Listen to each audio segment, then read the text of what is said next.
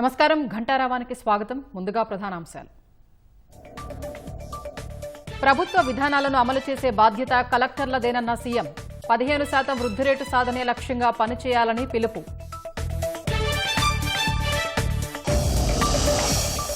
మెరుగైన ఫలితాలు వచ్చేలా అధికారులు పనిచేయాలి. సీఎం ఆలోచనల్ని ఆచరణలో పెట్టాలన్న పయ్యావుల.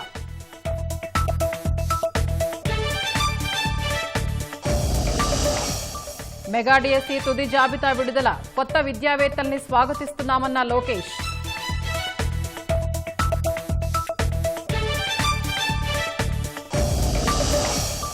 వక్ఫ్ బోర్డు సవరణ బిల్లుపై సుప్రీంకోర్టు మధ్యంతర తీర్పు.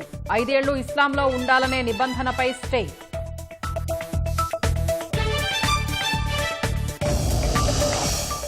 జార్ఖండ్ హజారీబాగ్ ప్రాంతంలో ఎదురు కాల్పులు. 3 మావోయిస్టుల్ని మట్టుబెట్టిన బలగాలు.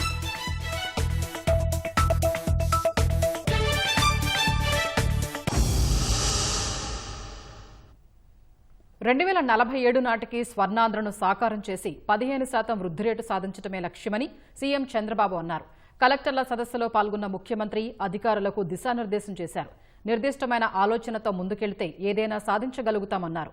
2047-48కి 54,60,000 తలసరి ఆదాయం ధ్యేయంగా పెట్టుకున్నామని, ఆ దిశగా కలెక్టర్లు కృషి చేయాలని పిలుపునిచ్చారు.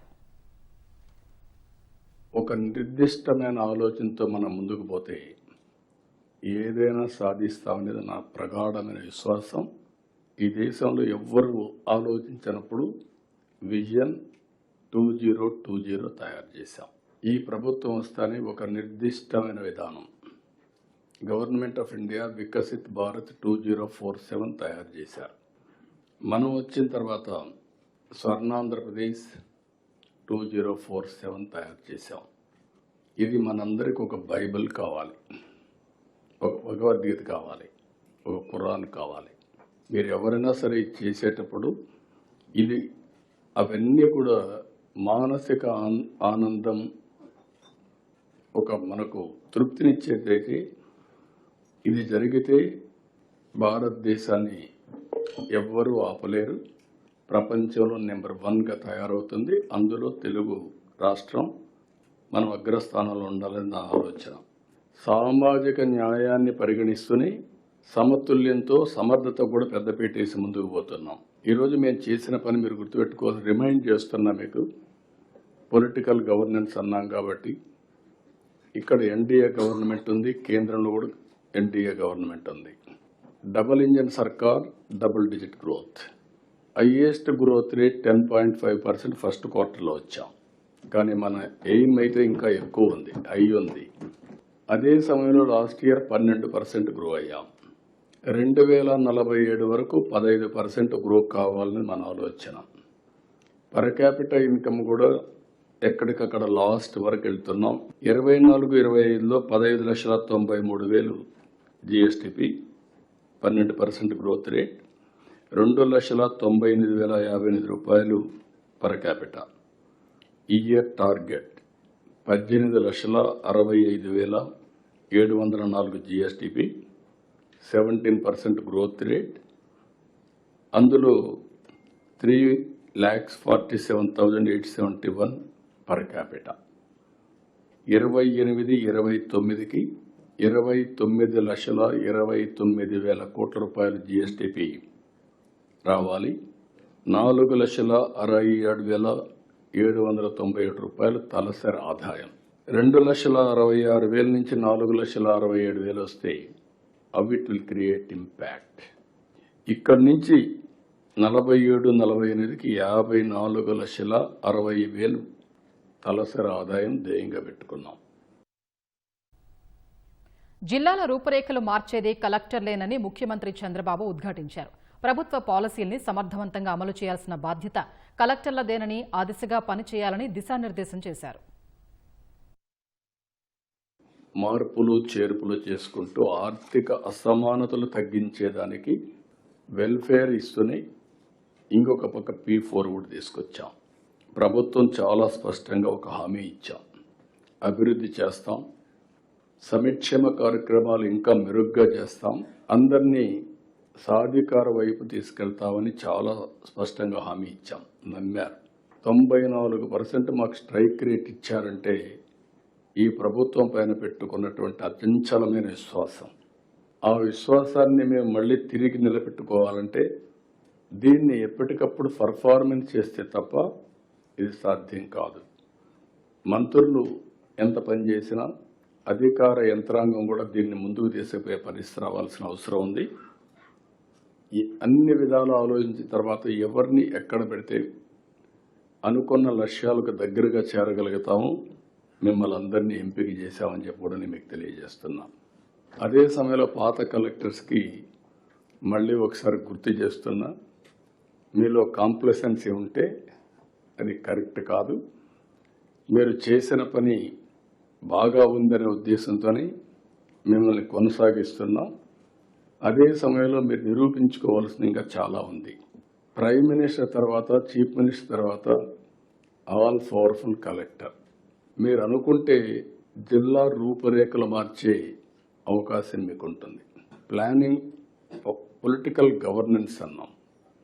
మీరు అడ్మినిస్ట్రేషన్ చేయగలుగుతారు.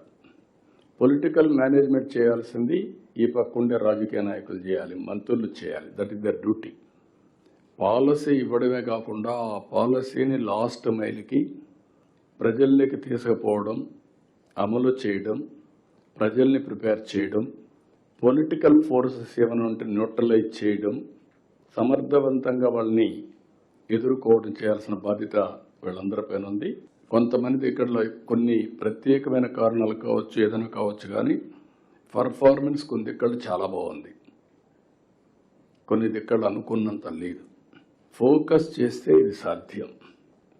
సమస్య ఉందనుకుంటే మాత్రం మనకు ఫలితాలు రావు. ఆ విషయం మీరు గుర్తుపెట్టుకోవాల్సిన అవసరం ఉంది. సాంకేతికత పెరిగిన దృష్ట్యా హార్డ్ వర్క్ కాదు, స్మార్ట్ వర్క్ చేయాల్సిందేనని సీఎం చంద్రబాబు తెలిపారు. పథకాలు, కార్యక్రమాల అమలుకు ఆర్టీజీఎస్ సేవలను ఉపయోగించుకోవాలన్నారు. ఏఐ, డేటా లేక్ వంటి వాటి ద్వారా సమన్వయం చేసుకుంటూ వెళ్లాలని సూచించారు. ఇంత మునుపంత హార్డ్ వర్క్ చేసేవాళ్ళం, ఇప్పుడు స్మార్ట్ వర్క్ చేయమంటున్నాం. కలెక్టర్స్ అనేవాళ్ళు కానీ, ఇక్కడుండే మంత్రులను కానీ మేము కూడా ఆఫీసుకే పరిమితం అయితే అక్కడి నుంచి వాస్తవాలు మనకు తెలియవు. మనం అనుకున్న ప్రోగ్రామ్ని ప్రజల్లోకి తీసుకుపోయినప్పుడు ఫలితాలు ఎట్టున్నాయో మీరు క్షేత్రస్థాయిలో కానీ ఎప్పటికప్పుడు అధ్యయనం చేస్తే ల్యాబ్సెస్ తెలుస్తాయి. దెన్ ఓన్లీ మనం కరెక్ట్ మెజర్స్ తీసుకునే అవకాశం వస్తుంది. ఎక్కడికక్కడ టెక్నాలజీని I'm telling you again, very inspiring time. Very soon data lake వస్తుంది. ఇప్పటికే వాట్సాప్ గవర్నెన్స్లో 700 సర్వీసులు ఇస్తున్నాం. ఏఐ టూల్ వచ్చింది. ఇవన్నీ చేస్తే మనం చేసే పని కరెక్ట్గా ఉందా లేదా ల్యాబ్సెస్ కూడా అనలైజ్ చేయడానికి, ఈవెన్ విజన్ కూడా I want to go through artificial intelligence even better వేగా ఏమైనా చేయగలుగుతామని హోంవర్క్ చేస్తున్నాం. దీంతో మీకు రాబోయే రోజుల్లో రియల్ టైం గవర్నెన్స్ నుంచి చాలా సపోర్ట్ వస్తుంది. అయితే డిపార్ట్మెంట్స్, ఇక్కడ హెడ్ ఆఫ్ ది డిపార్ట్మెంట్స్ ఎప్పుడు కూడా హెడ్ పని చేయకుండా బాడీ పని చేయమంటే పని చేయలేదు. First of all, head of the department, secretaries, concern secretaries, you must be alert in our department. ఆ డిపార్ట్మెంట్ డబ్బులు ఇవ్వకుండా వాళ్ళ చేతులు కట్టేసి ఇక్కడ కూర్చొని పెట్టి ఎక్స్పోజ్ చేస్తే they will be in trouble. Revenue వ్యవస్థను పీపుల్స్ ఫ్రెండ్లీగా మార్చేందుకు కృషి చేస్తున్నామని రెవెన్యూ శాఖ మంత్రి అనగాని సత్యప్రసాద్ తెలిపారు. అవినీతి, అక్రమాలతో వైసీపీ ప్రభుత్వం భ్రష్టు పట్టించిన రెవెన్యూ శాఖను గాడిన పెడుతున్నామన్నారు. రికార్డులన్నీ పూర్తి స్థాయిలో డిజిటలైజ్ చేసి పనుల్ని సులభతరం చేస్తున్నామని వెల్లడించారు. ప్రభుత్వానికి కలెక్టర్లే ముఖచిత్రమన్న అనగాని అందరం కలిసి పనిచేస్తూ 15% వృద్ధి రేటు సాధించి రాష్ట్రాన్ని ప్రథమ స్థానంలో నిలబెడదామని పిలుపునిచ్చారు. గత ప్రభుత్వం అసమర్థం, మితిమీరిన అవినీతి కారణంగా రెవెన్యూ శాఖ భ్రష్టు పట్టింది. రెవెన్యూ శాఖను పటిష్టం చేసేందుకు అనేక సంస్కరణలు తీసుకురావడం జరిగింది. ఈ ప్రభుత్వం విజయాన్ని కొలిచేది ఏదో ఫైళ్లతో కానీ నివేదికలతో కానీ కాదు. ఒక పౌరుడు రెవెన్యూ సేవను ఎంత త్వరగా, ఎంత నాణ్యతంగా పొందగలడో అనేదే ముఖ్యం. ప్రజా సమస్యలను ఎప్పటికప్పుడు పరిష్కరించుకునేందుకు ప్రజా పరిష్కార విధానం PGRS తీసుకొచ్చాం. నాలా చట్టాన్ని రద్దు చేయడం, భూ యజమానులకు, పారిశ్రామికవేత్తలకు, అలాగే రియాలిటీ సంస్థలకు ఎలాంటి ఇబ్బందులు లేకుండా ఈజ్ ఆఫ్ డూయింగ్ బిజినెస్కు బాటలు వేశాం. రీసర్వే చేసిన గ్రామాల్లో రాజముద్రతో పాటు QR కోడ్తో కలిగిన కొత్త 21 లక్ష కొత్త పట్టాదారు పాస్ పుస్తకాలు పంపిణీకి సిద్ధంగా ఉన్నాయి. వీటిని గౌరవ ముఖ్యమంత్రి గారి చేతుల మీదుగా అతి త్వరలో పంపిణీ చేయబోతా ఉన్నాం. అంతేకాదు రిజిస్ట్రేషన్ అయిన వెంటనే భూ యజమానికి సుమోటోగా పట్టాదారు పాస్ పుస్తకం ఇచ్చేలాగా కసరత్తు కూడా చేస్తా ఉన్నాం. ప్రజలు ఆస్తులకు భద్రత కల్పించడం కూటమి ప్రభుత్వం యొక్క బాధ్యత. అందులో భాగంగానే ల్యాండ్ టైటిలింగ్ యాక్ట్ రద్దు చేశాం. ప్రభుత్వ భూములను తప్పుగా రిజిస్ట్రేషన్ చేస్తే వాటిని రద్దు చేసే అధికారులు కలెక్టర్లకు ఇప్పటికే ఇచ్చాం. వ్యవసాయ భూములను మాదిరి అర్బన్ ల్యాండ్కు కూడా ఆటోమేటేషన్ను విజయవంతంగా చేస్తా ఉన్నాం. దీన్ని రాష్ట్రంలో త్వరలో మేము రాష్ట్ర వ్యాప్తంగా కూడా విస్తరిస్తూ ఉన్నాం. గౌరవ ముఖ్యమంత్రి గారి సూచనల మేరకు రికార్డులన్నింటినీ కూడా పూర్తి స్థాయిలో డిజిటలైజేషన్ చేసి ఆ రికార్డులను ప్రజలకు అందుబాటులో ఉంచుతాం. తద్వారా వివాదాలకు తావు లేకుండా వ్యవస్థను ఏర్పాటు చేస్తాం. మొత్తంగా రెవెన్యూ వ్యవస్థను పీపుల్స్ ఫ్రెండ్లీగా మార్చడానికి అందుకు మీ అందరూ సహకారం కూడా చాలా అవసరం. బాధ్యతతో మీ యొక్క విధులు నిర్వహించండి. ఉత్తమంగా పనిచేసి మెరుగైన ఫలితాలు సాధించే దిశగా అధికారులు పనిచేయాలని ఆర్థిక శాఖ మంత్రి పయ్యావుల కేశవ్ సూచించారు. నిరంతరం ఉత్సాహంతో ఉండే సీఎం చంద్రబాబు నేతృత్వంలో పనిచేయడం అందరికీ స్ఫూర్తిదాయకమన్నారు. యువ అధికారులు నేర్చుకోవడానికి అపార అనుభవం ఉన్న నాయకుడి నాయకత్వంలో పనిచేస్తున్నామని గ్రహించాలన్నారు. కామన్ మ్యాన్కి ఇప్పటికీ కూడా collector is the face of the government. So deliverables అన్ని వెళ్లాల్సింది, జిల్లా యంత్రాంగంలో పనితీరు ఇంప్రూవ్ కావాల్సింది, కీలకమైనటువంటి స్థానం కలెక్టర్గా. అందులో మీ కెరియర్లో this is the most aspired post. దీనికి మీరు now you have been chosen few by the chief minister. Now it's your responsibility, it's your turn to start delivering the chief minister's ideas. నాకు ఒక 30 సంవత్సరాల ఎంతో సుదీర్ఘ పయనం చేశాను నేను. 30 సంవత్సరాలలో ప్రతిరోజు ఏదో ఒక కొత్త విషయాన్ని కొత్తగా ఆలోచించే ఎనర్జీ జీలు ఉన్నటువంటి వ్యక్తి. ఆయన ఎదురుగా చెప్పడం కాదు, ఇట్స్ రేరెస్ట్ ఫినామినా. ఒక మనిషిలో ఇట్లా ఉండడం, ఒక తపన ఆరాటం, ఇంకా ఏదో చేయాలి, ఇంకా బెటర్గా చేయాలి, ఇంకా అద్భుతంగా చేయాలి అనేటువంటి నెవర్ ఎండింగ్ జీల్ ఉన్నటువంటి లీడర్తో పనిచేయడం is the greatest opportunity for you to rise your bench marks, to rise your capabilities. So me collectors కూడా don't be satisfied. I don't think you will have an opportunity to live a satisfied life because your bar will be like a bamboo tree. It will grow by the night, it will grow by the day. Your bar will be constantly upgraded every day, every minute. There's a challenge in you to rise up to the Chief Minister's occasion. అద్భుతమైనటువంటి confidence వస్తుంది. ముఖ్యమంత్రి గారి ఎక్స్పెక్టేషన్స్ని reach అయ్యి మనం deliver చేసిన రోజున అటు public satisfaction పెరుగుతుంది, మన సాటిస్ఫాక్షన్ పెరుగుతుంది, మన కేపబిలిటీస్ పెరుగుతాయి. So it's a rarest opportunity. I'm telling you the young team here.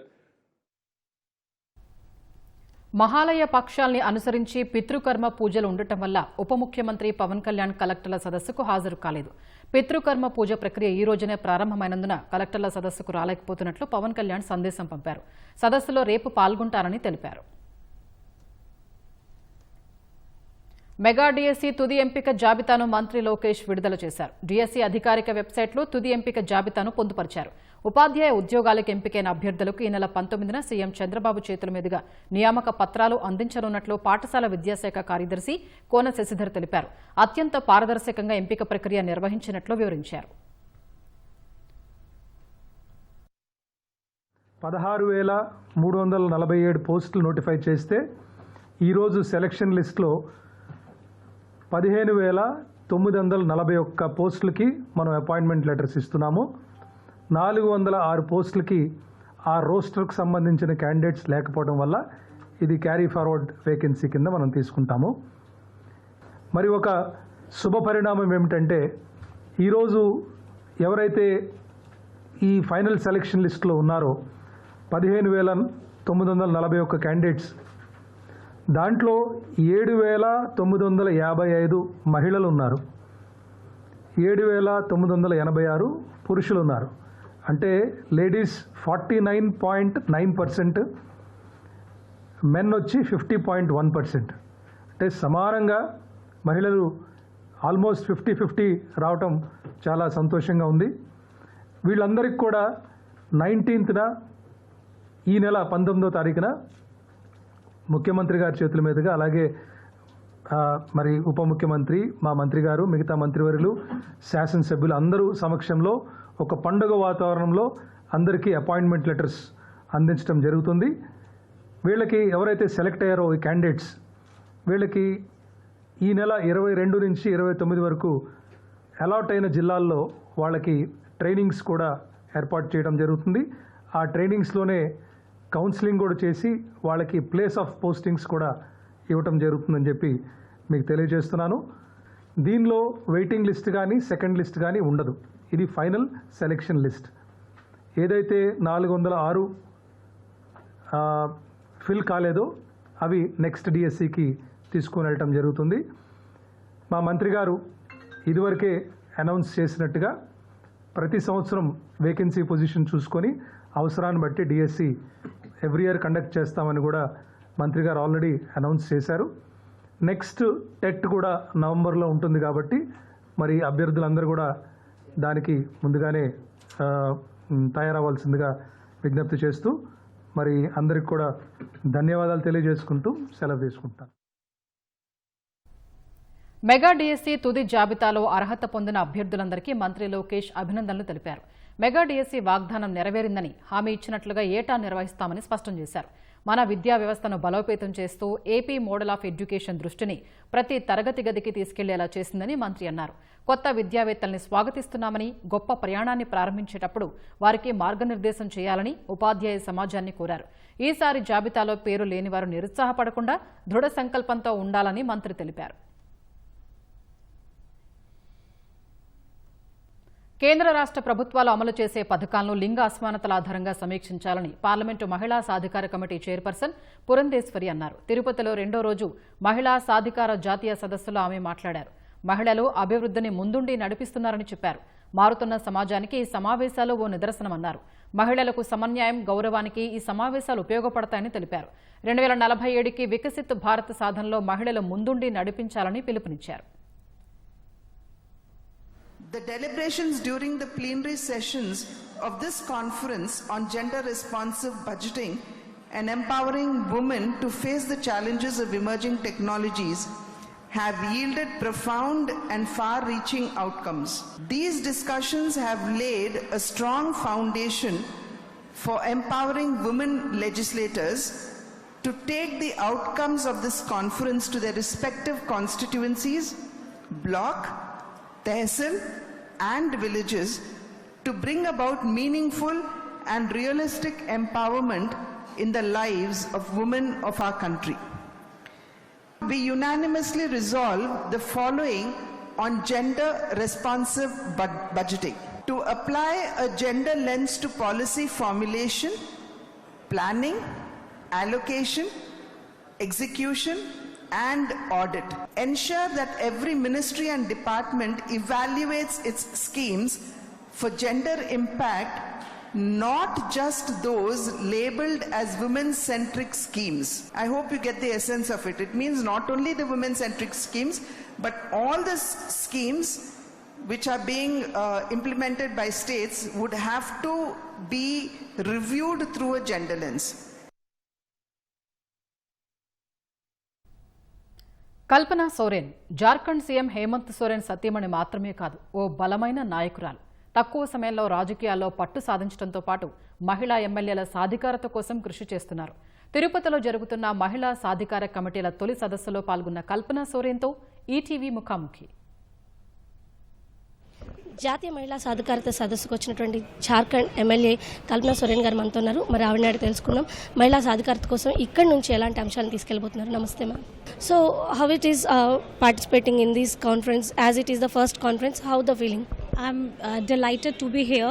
Women from across the country have come up here and they have expressed their views, their thoughts, their problems also in front of everyone. Because I'm coming from a tribal state, Jharkhand, so many issues are there. But since the last 5 years, our Honorable CM Hemant Soren ji, he has given so much to the women.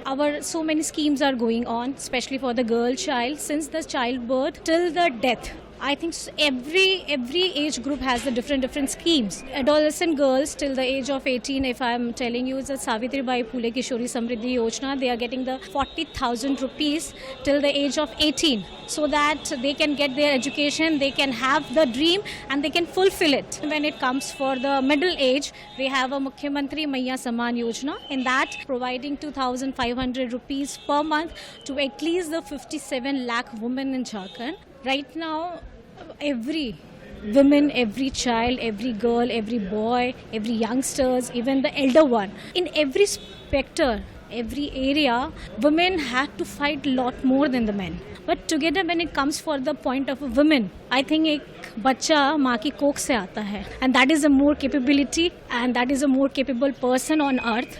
In Jharkhand, the women and the child development department, we are having the 20% of budgetary allocation from the total budget. So this is a vision of our honorable CM, and so much work we have to do because so many other members, they have said their stories and we are learning, and this is a place where we can gain from someone else. So I think this is, we are very much happy. Here in Andhra Pradesh and Telangana, most of the tribal places in the women are most anemic.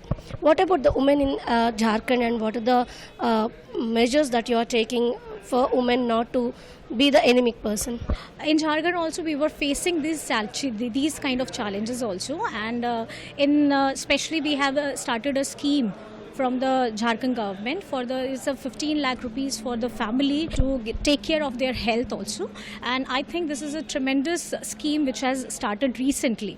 We need funds. The Jharkhand government that is doing a tremendous job, especially on the women. That was, I told you, the 20% it's much, and I think it's not about the Jharkhand. I think every state need to take care of that. If घर में महिला अगर मजबूत होती है तो पूरा समाज मजबूत होता है, एक परिवार मजबूत होता है. So I think we need much more opportunity to explore ourself. Finally, what the message you want to give for the younger generation women?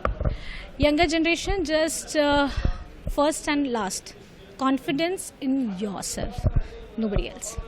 Thank you so much. Thank you. So మహిళలు వ్యక్తిగతంగా తమలో తాము confidence కలిగి ఉండాలని, ఆ కాన్ఫిడెన్స్తో మీ పిల్లలు కూడా మాట్లాడే విధంగా వాళ్ళని మీరు ప్రోత్సహించాలి అంటున్నారు కల్పనా సోరెన్. కడప జిల్లా నూతన ఎస్పీగా నచికేత్ విశ్వనాథ్ బాధ్యతలు చేపట్టాక జిల్లా పోలీస్ అధికారులతో ఎస్పీ సమీక్ష నిర్వహించారు. కడప జిల్లాకు ప్రత్యేకమైన గుర్తింపు ఉన్న నేపథ్యంలో ఎస్పీగా బాధ్యతలు చేపట్టడం సవాలు లాంటిదేనని విశ్వనాథ్ తెలిపారు. ముఖ్యమంత్రి చంద్రబాబు తనపై పెట్టిన నమ్మకాన్ని నిలబెట్టుకుంటానన్నారు. జిల్లాలో శాంతి భద్రతలు కాపాడేందుకు ప్రథమ ప్రాధాన్యత ఇస్తానన్నారు. ఫస్ట్ ఆఫ్ ఆల్ ఈ బాధ్యత నాకు ఇచ్చారు, నేను చాలా grateful. Honourable chief minister of Andhra Pradesh చాలా స్ట్రిక్ట్ గా ఉంటాం, లా అండ్ ఆర్డర్ డిస్టర్బ్ చేయడానికి ఎవరు ఉండదు. తర్వాత ఈ ఉమెన్ రిలేటెడ్ ఇష్యూస్ ఉన్నాయి, డ్రగ్స్ రిలేటెడ్ ఇష్యూస్ ఉన్నాయి, all illegal activities like gambling, betting, social evils ఉన్నాయి. అన్ని ఇల్లీగల్ ఇష్యూస్ మీద మేము గట్టిగా స్ట్రిక్ట్ గా పనిచేస్తాం. గత వైసీపీ ప్రభుత్వంలో అధికార పార్టీ నేతలకు కొమ్ము కాసి విధి నిర్వహణలో అలసత్వం చూపిన ఇద్దరు సీఏలపై ప్రభుత్వం సస్పెన్షన్ వేటు వేసింది. పల్నాడు జిల్లా దుర్గి మండలం జంగమహేశ్వరపాడుకు చెందిన టీడీపీ నేత జల్లయ్య హత్య ఘటనలో బాధితుల పక్షం కాకుండా వైసీపీ నేతలకు అనుకూలంగా వ్యవహరించిన కారంపూడి సీఐ జయకుమార్, మాచల్ల గ్రామీణ సీఐ షమీముల్లాను సస్పెండ్ చేసింది. అప్పటి పల్నాడు జిల్లా ఎస్పీ రవిశంకర్ రెడ్డి, గురజాల డీఎస్పీ జయరాం ప్రసాద్లపై విచారణకు ఆదేశిస్తూ గుంటూరు రేంజ్ ఐజీ సర్వశ్రేష్ఠ త్రిపాఠి ఉత్తర్వులు జారీ చేశారు. సీఐ జయకుమార్ ప్రస్తుతం బాపట్ల ఎస్పీ కార్యాలయంలో సోషల్ మీడియా విభాగంలో పనిచేస్తున్నారు. షమీముల్లా ప్రకాశం జిల్లా ఎస్పీ కార్యాలయంలో డీటీసీగా విధులు నిర్వహిస్తున్నారు. 2022 జూన్ 3న జంగమేశ్వరపాడుకు చెందిన టీడీపీ నేత జల్లయ్య హత్య కేసులో నిందితుల్ని వదిలేసి మృతుడి బంధువుల నిందితులుగా పేర్కొంటూ కేసు నమోదు చేశారని సీఐలపై ఆరోపణలు ఉన్నాయి. ఈ క్రమంలో కూటమి సర్కారు విచారణకు ఆదేశించింది. సీఐలు షమీముల్లా, జయకుమార్ కేసును తారుమారు చేశారని గుర్తించి ఇద్దరిని సస్పెండ్ చేశారు. కృష్ణా జిల్లా బాపలపాడు మండలం బిళ్లనపల్లి వద్ద రామిలేరు వాగు ఉధృతంగా ప్రవహిస్తోంది. ప్రధాన రహదారిపై ఉన్న కాజ్వే మీదుగా నీరు ప్రవహిస్తుండటంతో రాకపోకలకు స్వల్ప ఇబ్బంది ఏర్పడింది. దీంతో జేసీబీ సాయంతో ప్రవాహానికి అడ్డుగా పడిన చెట్లు, వ్యర్థాల్ని తొలగించారు.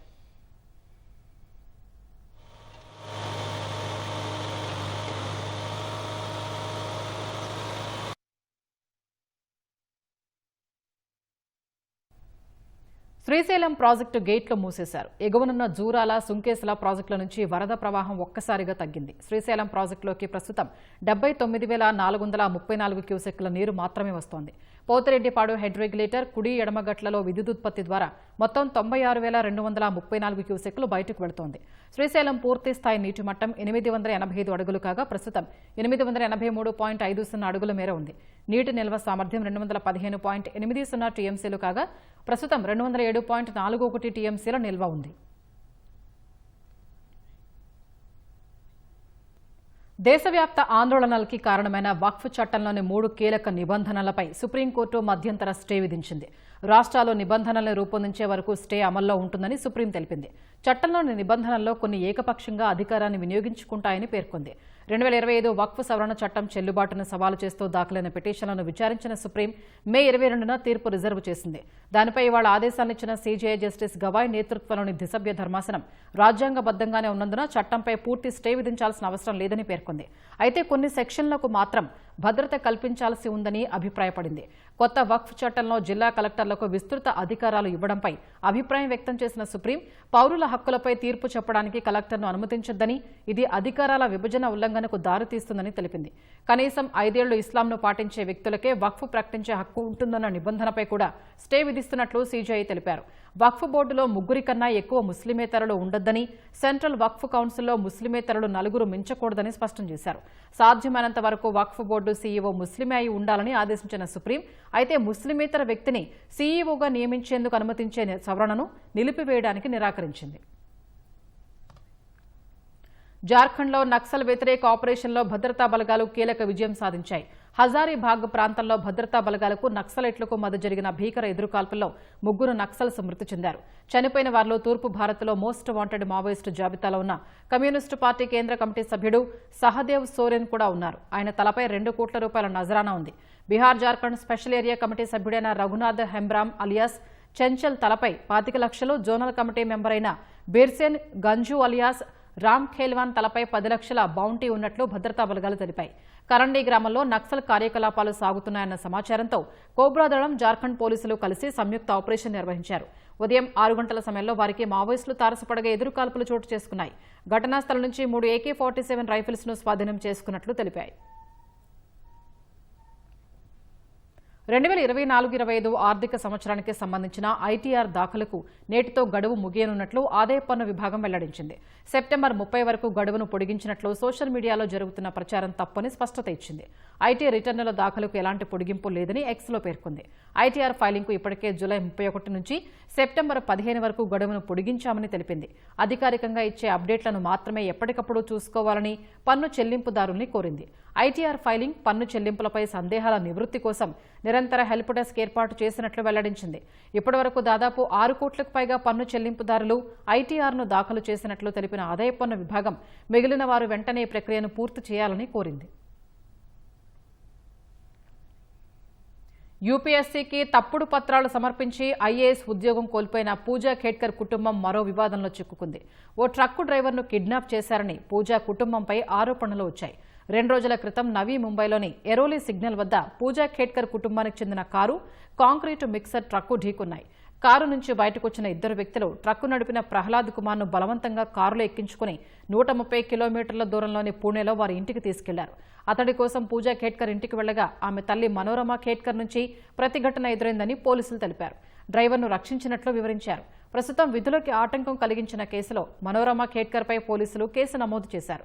గతంలోనూ మనోరమ తుపాకీతో పలువురిపై బెదిరింపులకు పాల్పడడంపై సంచలనం రేపింది. భారత్పై తమలా సుంకాలు విధించాలని మిత్ర దేశాలపై అమెరికా అధ్యక్షుడు ట్రంప్ ఒత్తిడి చేస్తున్న వేళ భారత్ రష్యా సంబంధాల్ని దెబ్బతీసే వాషింగ్టన్ ప్రయత్నాలు విఫలమవుతాయని మాస్కో స్పష్టం చేసింది. ఢిల్లీతో మాస్కో సంబంధం కాలపరీక్షలకు గురై స్థిరంగా బలపడుతోందని, తమ సంబంధాలను చెడగొట్టే ఏ ప్రయత్నమైనా వృధా అవటం ఖాయమని రష్యా విదేశాంగ శాఖ వెల్లడించింది. రష్యన్ చమురును కొనవద్దన్న అమెరికా, నాటో దేశాల నిరంతర ఒత్తిడిని ఎదుర్కొంటూ దృఢంగా నిలబడిన భారత్ను అభినందిస్తున్నామని వివరించారు. బాహ్య బెదిరింపులు ఎదురవుతున్న రష్యాతో భాగస్వామ్యం పట్ల భారత్ తన నిబద్ధతను నొక్కి చెప్పిందని తెలిపింది. భారత విధానం అంతర్జాతీయ వ్యవహారాల్లో వ్యూహాత్మక స్వయం ప్రతిపత్తిని సూచిస్తోందని పేర్కొంది. సార్వభౌమత్వం, జాతీయ ప్రయోజనాలకే తమ భాగస్వామ్యం ప్రాధాన్యత ఇస్తోందని రష్యా వివరించింది. పౌర, సైనిక, మానవ సహిత అంతరిక్ష, అణుశక్తి, చమురు రంగంలో పెట్టుబడులు వంటి ప్రాజెక్టుల్లో భారత్, రష్యా కలిసి ముందుకు సాగుతున్నట్లు తెలిపింది. కొత్త చెల్లింపు వ్యవస్థల అభివృద్ధి, జాతీయ కరెన్సీ వినియోగింపు పెంపు, ప్రత్యామ్నాయ రవాణా, లాజిస్టిక్స్ మార్గాల్ని మెరుగుపరచడంలో కలిసి పనిచేస్తున్నట్లు వెల్లడించింది.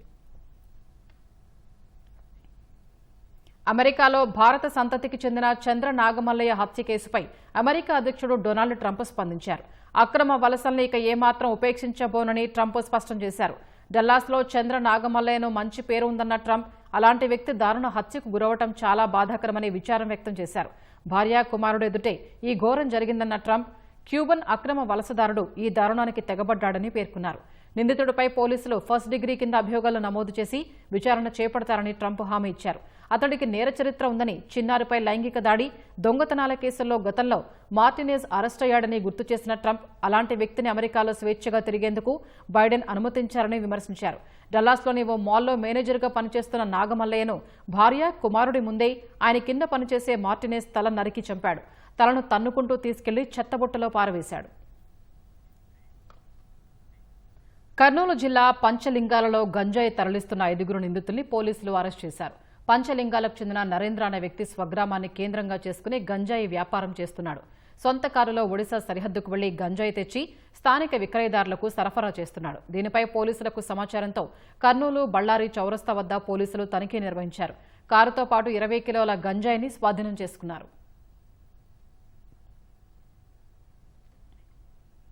కృష్ణా జిల్లాలో బెల్ట్ షాపులు విచ్చలవిడిగా ఏర్పాటు చేసుకుని నిబంధనలు తుంగలో తొక్కి భారీ స్థాయిలో అమ్మకాలు చేస్తున్నారు. ఒక్కో మద్యం దుకాణం పరిధిలో 50కి పైగానే బెల్ట్ షాపులు ఉన్నాయి. ఒక్కో గ్రామంలో కనీసం 3 నుంచి 5 వరకు ఉంటున్నాయి. లైసెన్స్ పొందిన దుకాణాల వారి ప్రాంతాన్ని బట్టి వేలంపాట నిర్వహిస్తున్నారు. లేదంటే సొంతంగా బెల్ట్ షాపులు ఏర్పాటు చేస్తున్నారు. జిల్లాలో 135 మద్యం దుకాణాలు ఉంటే ఈ ఏడాది జనవరి నుంచి 589 బెల్ట్ షాపులపై అధికారులు దాడులు నిర్వహించి సుమారు 596 మందిని అరెస్టు చేసినట్లు సమాచారం.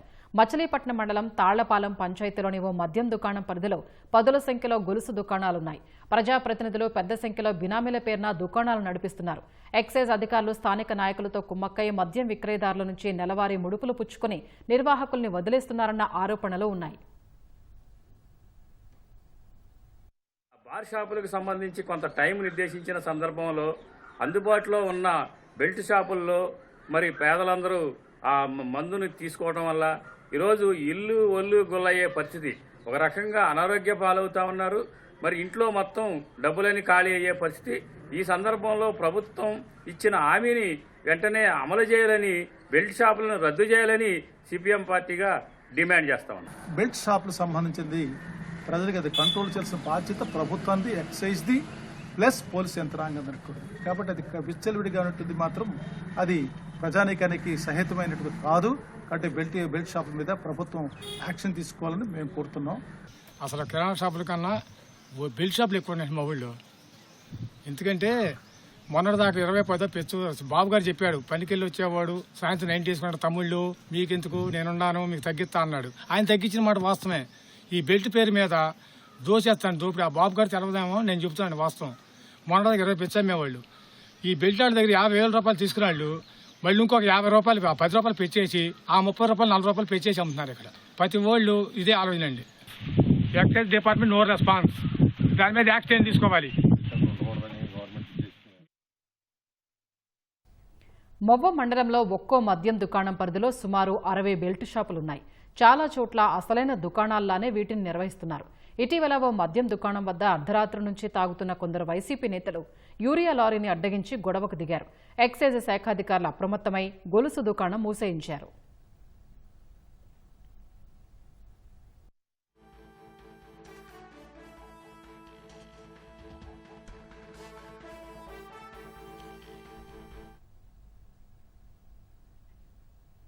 తిరుపతిలో జరుగుతున్న మహిళా సాధికార జాతీయ సదస్సులో గవర్నర్ జస్టిస్ అబ్దుల్ నజీర్ మాట్లాడుతున్నారు. ప్రత్యక్ష ప్రసారం ద్వారా చూద్దాం.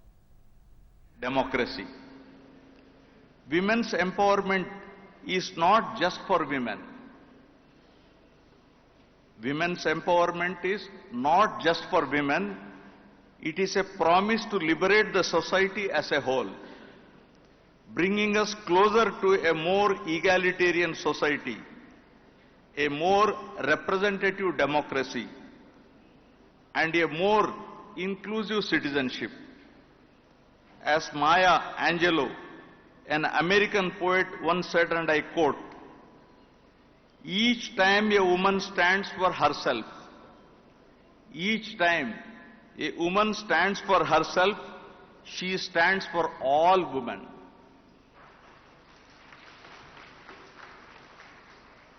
During ancient India, women were revered as they made a significant contribution for welfare of the family and the society. Women were given a high status within the society and they were provided the opportunities to attain intellectual and spiritual knowledge. The system of sati and child marriage were not prevalent in those days. In Rigvedic society, women were admired and well respected in intellectual and spiritual knowledge. The system of sati and child marriage were not prevalent in those days. In Rigvedic society, women were admired and well respected. The following Sanskrit shloka from Manusmriti emphasizes the importance of respecting and honoring women. Yatra naryasti pujyante ramante tatra devataha. Yatrei tastuna pujyante sarvatra palakriya. Meaning, where women are honored, divinity flourishes there. Right? Where women are dishonored,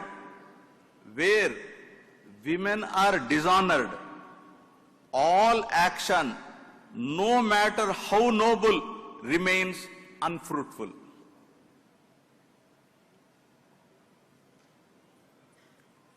Although religion played a significant role in ancient Indian society, equal emphasis was given to education through religious scriptures. Women were given equal recognition within the society, and they participated in all activities and functions along with men without any discrimination.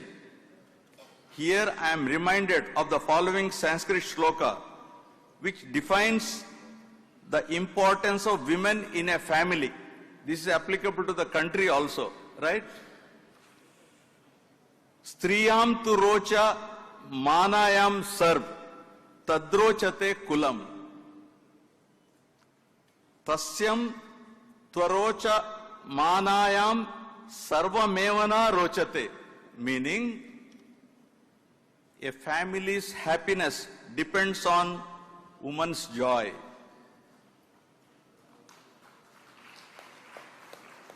When she is happy, the family thrives.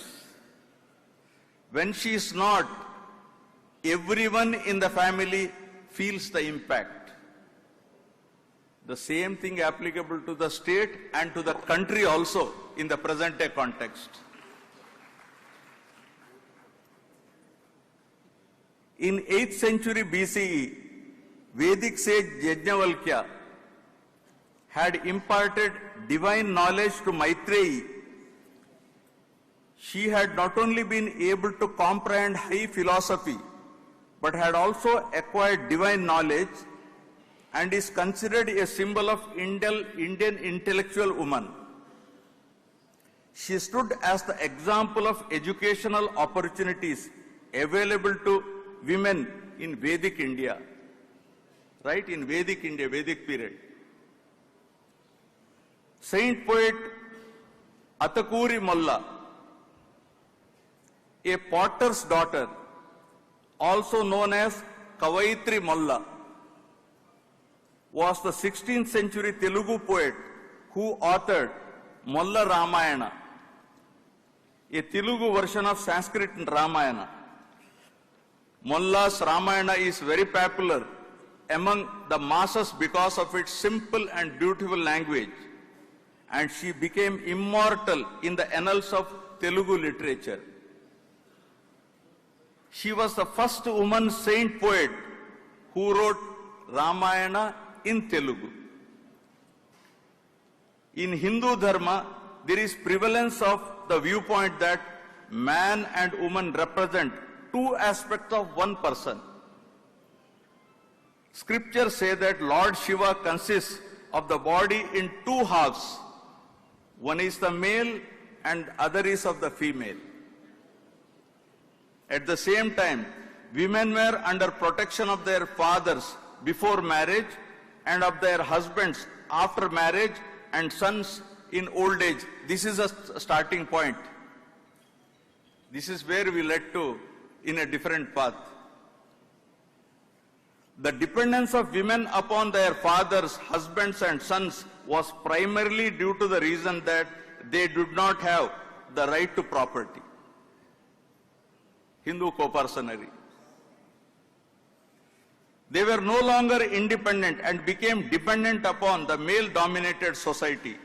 In this manner, the social, cultural and religious backbone of the Indian society was transformed into the patriarchal structure which provided a secondary status to women. In ancient India, the divine feminine is represented as Shakti or the divine mother, and woman's role in society building a beautifully articulated in the following Sanskrit shloka. Nari asya samajasya kushala vastukara asti, meaning woman is the perfect architect of the society. Even though women were considered as the supreme power in the form of Durga, Sita, Kali, Draupadi and Savitri in the mythological legends, the kind of respect and status that a woman should be getting appears to be lost in oblivion in the male-dominated society, right? The Renaissance movements led by the great leaders like Raja Ram Mohan Rai, Ishwar Chandra Vidyasagar and others brought about radical change in the form of Bengal Sati Regulation Act 1829 that made the practice of sati illegal, and the Hindu Widows Remarriage Act of 1856 abolishing child marriage that laid the foundation for women's emancipation.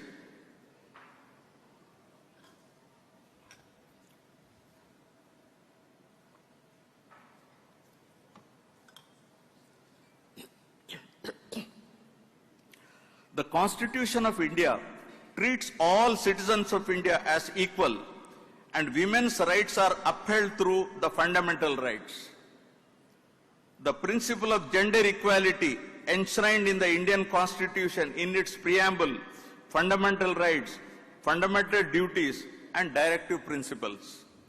The Constitution not only guarantees equality to women, but also empowers the state to adopt measures of positive discrimination in favor of women. The ancient Greek philosopher Heraclitus once said, and I quote, "The only constant in life is change. The only thing that is permanent in this world is change." Gradually, the society started changing for the better, and women started breaking the glass ceiling by making an entry into politics, government services, research, science and technology, engineering, and law. With the emergence of modern corporate sector, women started giving a tough competition to men by entry into the corporate world.